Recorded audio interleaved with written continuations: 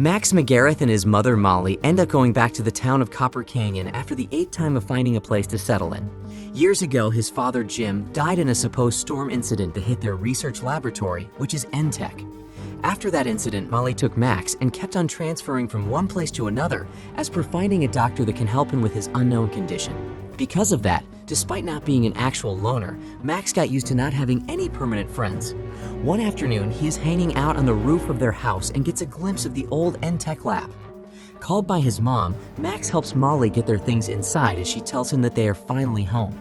Yet, he still doubts that they will actually stay at Copper Canyon for good, to which she promises that they will. Some time later, in his room, Max finds their old family photo as well as the planetary display that his father made for him when he was still a baby. In turn, Molly sees his drawing of the old N-Tech lab, so he asks her if that is where his father died. When she confirms it, Max doesn't say a word, but his sadness is visible in his face. At this time, the electricity starts flickering, so Molly leaves to call an electrician. Max, on the other hand, notices that his hand is emitting some sort of unknown energy that confuses him. The next day, Max decides to stop at the old N-Tech lab before heading to school. But as Molly sends him a message, his phone suddenly dies in his hand. Annoyed, he just decides to go to school where he nearly gets run over by a truck. However, despite not getting hit, his bike still crashes on the center road. Luckily, the driver of the truck named Sophia, who's also a student where he's studying, decides to come to his aid. After making sure that Max is fine, she tells him to meet her after class so she can take a look at his bike. A little later, Max finally gets into his first class, and he realizes that his father was a well-known figure in the school after a teacher recognizes him for his surname. In addition to that, there is also a picture of Jim on the bulletin board as once part of the school's science club. Upon the end of the class, Sophia picks up Max and takes him to her house to fix his bike. On their way, Max compliments her truck, in which she says that it was she and her dad that fixed it. Hearing that, he guesses that Sophia named the truck, but she just smiles at him. Not long after, they arrive home and Sophia finally finishes fixing the bike. At this time, the two start to have a moment, but they get interrupted when a radio suddenly turns on. With that, he awkwardly says bye and heads home. There, Max finds his mother talking to a man, who she introduces as Miles Edwards. At first, he doesn't have an idea who he is, but as Miles says that he was the one sending him random Christmas presents every year, Max finally recognizes him. Just then, he remembers that Miles used to work with his father. At dinner, Miles tells Max some stories about his father and states that he was a special man. In turn, he asks if Molly and Miles have been in touch all these years, to which Miles says that this is the first time that they have met. Molly then reveals to him that it was actually Miles that convinced her that it was time for them to come back to Copper Canyon. At this time, Max asks what was his role in N-Tech. According to Miles, he was mostly doing paperwork while Jim was the one who truly led them. Yet, Molly remarks that Miles managed to rebuild N-Tech and is the one managing it nowadays. But Miles points out that he is still following Jim's vision of saving the world even up to the present. As it turns out, Miles was there on the night of the accident. Hearing that, emotions fill Max up and cause the power to get cut. Being clueless as to what truly causes it, Max goes down to the basement to restart the power. Going back, he overhears his mother and Miles talking about something that Molly doesn't want to discuss with him just yet. Meanwhile, at the new N-Tech lab, two researchers notice that the subject that they have been monitoring has finally shown signs of life. One of them also mentions that it is the first time that it happened in 16 years. All of a sudden, a big explosion in the water happens, but the water seems to stop moving midair. Then the alarm goes off, so they call for security, stating that the subject is no longer in stasis mode. Shortly, the security arrives and they manage to corner the subject, which appears to be a drone-like creature. Yet, it still gets past them and eventually escapes. Going back to the house, Miles gives his business card to Max and says that he can come to the new N-Tech lab anytime he pleases if he ever wants to know about his father's work. Just then, Max goes to his room and researches the incident, where he finds footage of what happened and some articles suggesting that it was not a normal storm that hit N-Tech that day. However, his computer suddenly dies and it starts to annoy him. As he lightly slams the table, his hand starts glowing and releasing liquid-like energy. He tries to stop it, but it just overloads, cutting the power in the whole house again. The following day, he tries to harness his newfound ability by trying to turn on electrical appliances. However, he gets overly excited that he ends up destroying all of the appliances. With that, he just decides to go to school, where Sophia asks him to meet her at a diner the following day. Because of that, he gets overwhelmed again and causes the vending machine behind him to malfunction. At home, he cleverly uses rubber gloves so his energy will not affect his computer again as he tries to research what is happening to him. But as expected, he doesn't find the answers that he is looking for. Later on, Max goes and finds his mother resting outside. At this time, he reveals to her that he overhears her conversation with Miles and asks why she is not telling him anything about his father. He even remarks that Copper Canyon knows more about Jim than him. In turn, Molly says that Jim was indeed a very special man, but he was also a complicated one. So, despite wanting him to know more about his father, she doesn't think that he is ready for the truth just yet. Unknown to them, the subject from N-Tech is watching them, specifically Max, from afar, and it seems that it can see the energy inside his body. The next day, Max goes to the diner where he is meeting Sophia. When he arrives, she is already waiting for him, so he apologizes for being late, stating that his phone is kind of broken. At this time, Sophia finally reveals to Max that she indeed named her truck and it is called Frida. This makes Max chuckle, so Sophia tells him that not all people know about it. In turn, he jokingly says that her secret is safe with him. Hearing that, Sophia says that she knows his secret too, which makes Max nervous. According to her, she knows that Max is pretty good at being alone. Because of that, she wants to be close with him, so she asked him to put his number on her phone, suggesting that she can give him a tour and show him around town. However, upon holding Sophia's phone, it dies immediately and his head starts to hurt a lot. With that, Max excuses himself and goes to the bathroom, but the pain is not going away. Instead, the energy in his body starts to overload as if he is about to explode. Eventually, he bails out of the diner, leaving Sophia alone and confused as to what's happening to him.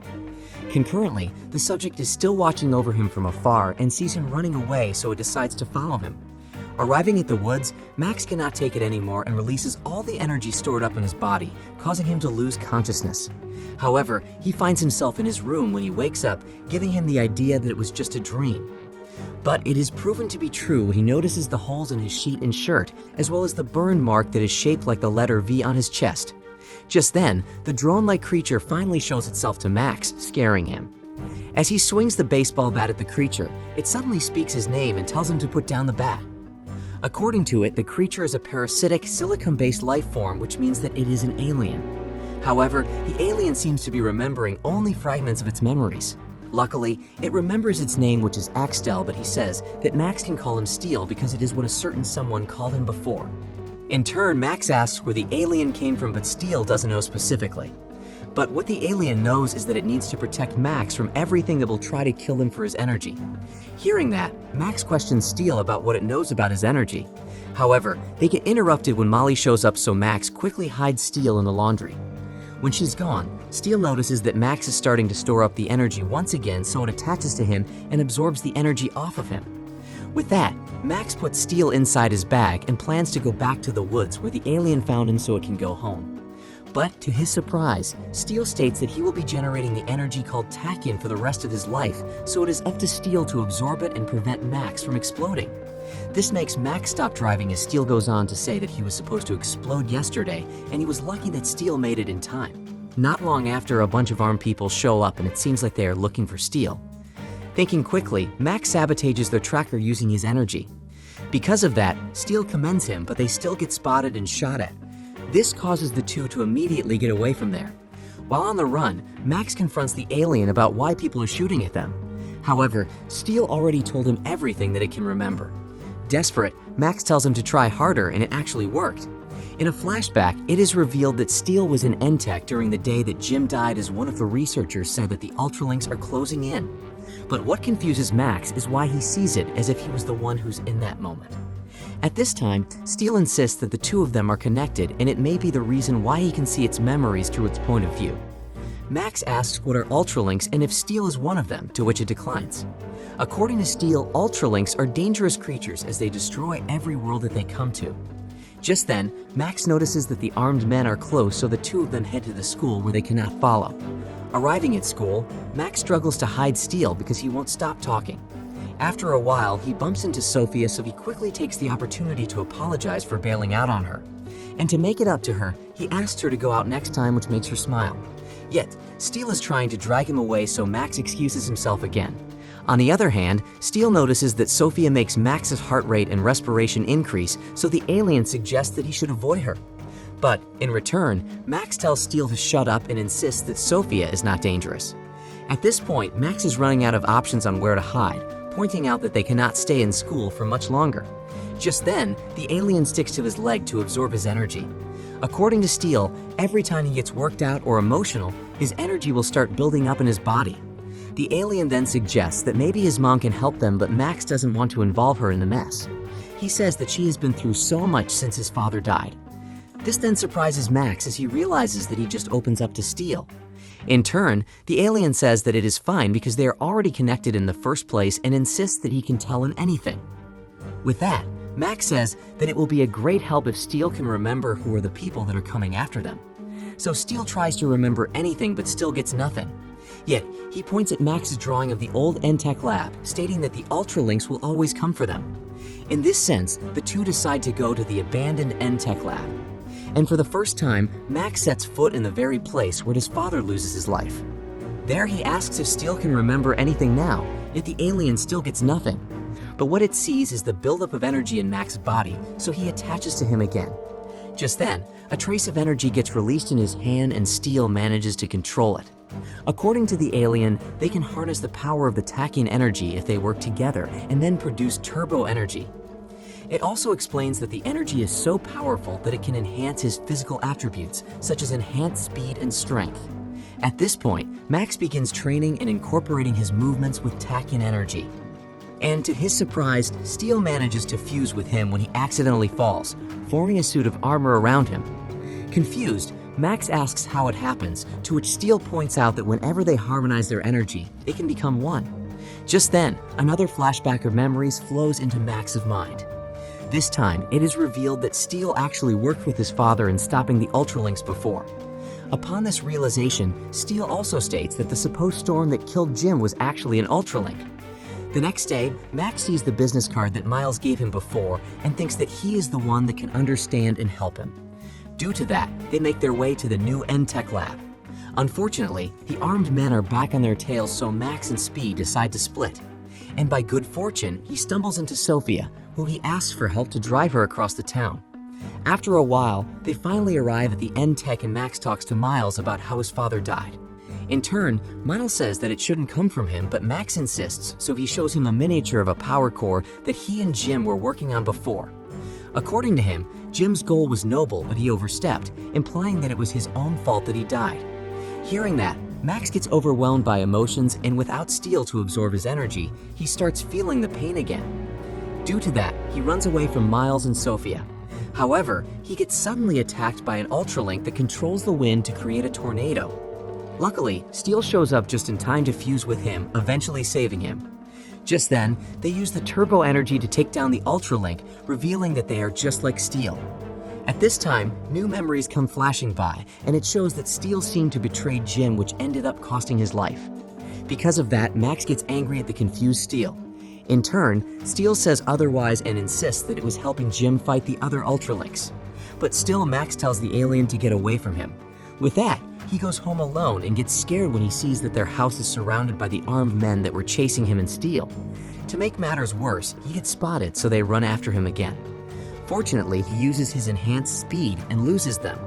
He then goes to Sophia's place and asks for her truck, phone, and a pair of rubber gloves as he promises that he will tell her everything once he fixes his problem. Trusting him, Sophia gives him everything that he needs. Later on, while driving, Max calls Miles and tells him that his mother was hostage. To his surprise, Miles turns out to be aware of the danger he's in. As it turns out, he knows about the Ultralinks as well. According to Miles, the people who got Molly are probably at the old N-Tech lab and are using her as bait to actually get him. He warns him to be smart about it, but Max just turns around and heads to the old lab. Meanwhile, Sophia cannot help but worry about Max, so she calls his home, to which Molly surprisingly answers the phone. It is then revealed that the armed men were actually N-Tech agents. She scolds them for following Miles' order to kill Steele and endangering the life of her son. Molly points out that she is the major shareholder of N-Tech, so they should follow her. Just then, she orders the agents to find Max. Speaking of whom, he just reaches the old N-Tech lab and finds the core where his father died. There, he sees that Steele is back in stasis mode. At this time, Max finally gets a whole flashback of memories which shows the truth that it wasn't Steele that betrayed his father but Miles. As it turns out, Jim is also an alien who goes by the name McGrath. After Miles sabotaged the defense system of the lab, the Ultralinks got inside so they could watch him kill Jim. That was the deal Miles made with them just so he could have Jim's tachyon energy. However, Jim didn't let him win and overloaded himself to explode. But before sacrificing himself, he told Steel to look for Max and take care of him when the right time comes. As he gets back to the present, Max sees Miles wearing a special suit that he made so he can absorb tachyon energy. To even up the match, he pretends to go into the core like Miles wanted so he can wake up Steel and fuse with it. This then gives him a better fighting chance. However, since Miles' suit is made specifically to counter Max's energy, he still cannot get the upper hand.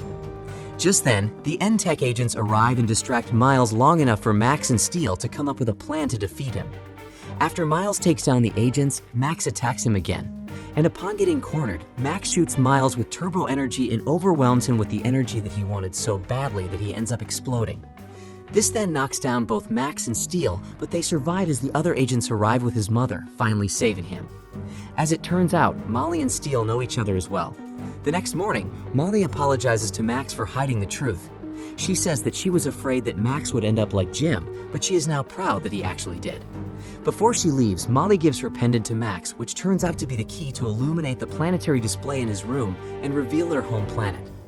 Afterward, Max goes to see Sophia and thanks her for always being there for him. Then he gives a drawing of her from the first time that they met. With that, the two of them kiss and promise to go on a tour using Sophia's truck. The movie ends with Max and Steel flying away as he now trains to properly harness his energy.